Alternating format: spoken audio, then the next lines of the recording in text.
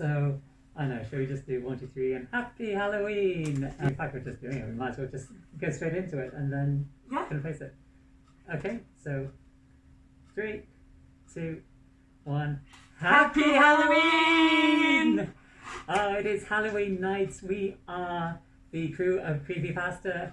I am Queerpy Tasha, and I'm joined by my beautiful co-host Rosalind. So yeah, it is Halloween night, and we are going to be putting out the pilot episode 1 of Queerpypasta, a podcast focused on LGBTQ representation and authors within Creepypasta. So yeah, Rosalind, why the fuck are we doing this? I think we were just tired of the lack of queer representation in horror stories.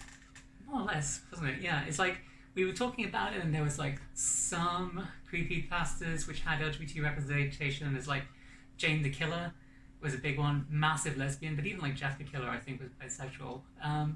So it's like there is some LGBT representation in creepypasta already, but it's like when we're looking around to see whether there was like an LGBT creepypasta podcast or even LGBT categories in creepypasta pages, we just couldn't find anything. It's like LGBT creepypasta isn't a thing. So it was just this big empty sort of void where you would expect a lot of things like this, I suppose. Yeah, and it's like so weird because there's loads of LGBT stuff for like horror movies and things, but it's just this is something that doesn't exist yet. So something we're doing, and we kind of pitched the idea in some of the creepypasta groups as well. How did that go, do you think? Mixed at best. Mixed reactions, definitely. We also, I think, had realised there were some issues with the SCP community as well. Yeah. We both really like SCP. Like, the My Plague Dr. Mask is SCP-049, I think. But you're massive into SCP.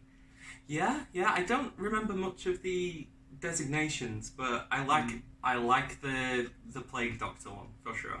Yeah. Like, what was your favourite SCP, then? Oh, that's an interesting one. I think the Cain and Abel ones are pretty cool.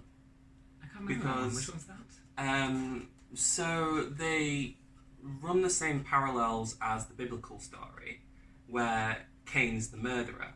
Right. But then the way that they are sort of cursed by this past of theirs, which is a bit murky in the SCP universe, you have Abel has become the massively violent one. And Cain has become this sort of lonely recluse who deals with things dying around him all the time.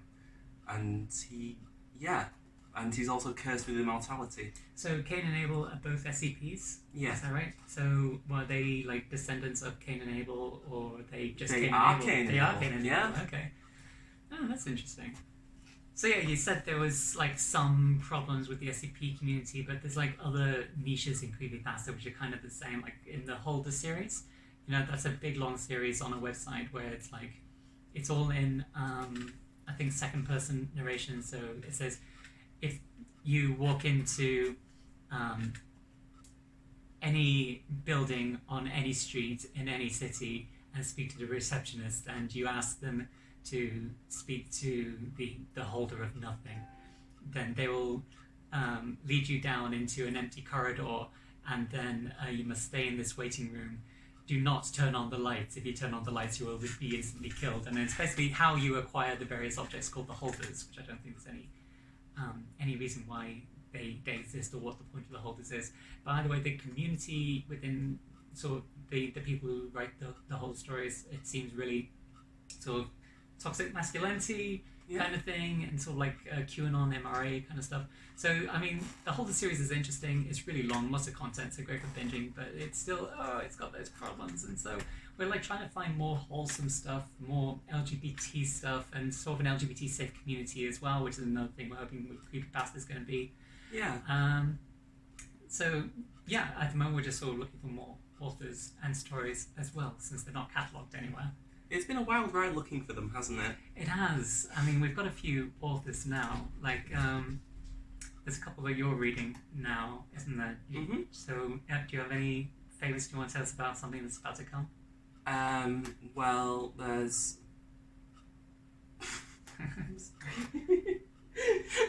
Okay, there was the Netflix one, wasn't it? Don't worry, we can cut this bit, and we're probably not going to cut this bit. This is staying in the video. Anyway. It's just a blooper reel, but but we just release it like that. And Absolutely, yeah. Just anxious quiz. Just anxious quiz. That's all it is. It's queer culture. I've just done a narration on. It's called Congratulations38.avi, the Netflix one.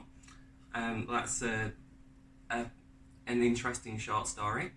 There is another one as well called I Believe in the One, although we're still waiting on permission to actually use that.